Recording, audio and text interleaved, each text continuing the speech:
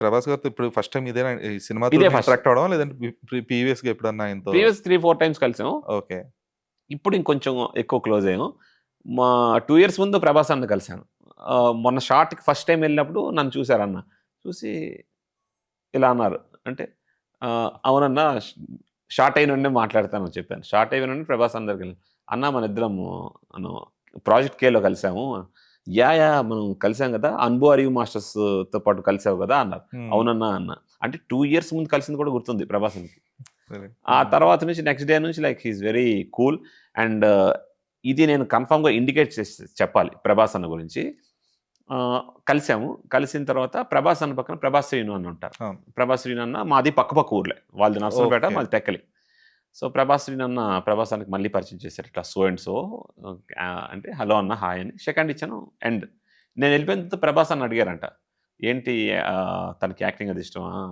అంటే లేదు చాలా హార్డ్ వర్క్, డెడికేటెడ్ బాగా చేస్తాడు అని ప్రభాస్ శ్రీను చెప్పారంట. అయితే మన ఫౌజీలో చెప్పు అన్నారంట. ఓహ్! అంటే ఆయనే రిఫర్ చేసారు అయితే. ఆయనే చెప్పారు.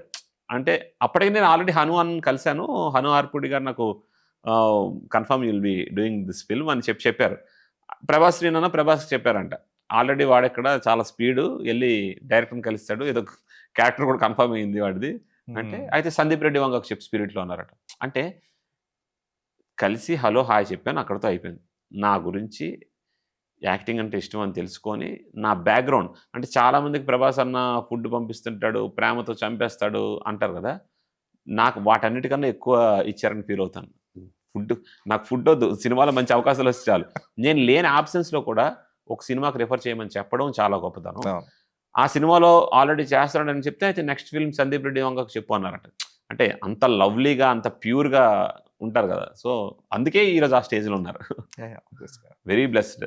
హ్మ్. అందులో వాళ్ళు రాజులు కాబట్టి అంటే ప్రభాస్ అన్నకి తెలీదు మేము కూడా ఇది రాజులని. ఓకే. కాకపోతే ఆ రాజసం, ఆ ఆరా అదంతా కనబడుతుంటది ప్రభాస్ అన్న పక్కన. హ్మ్.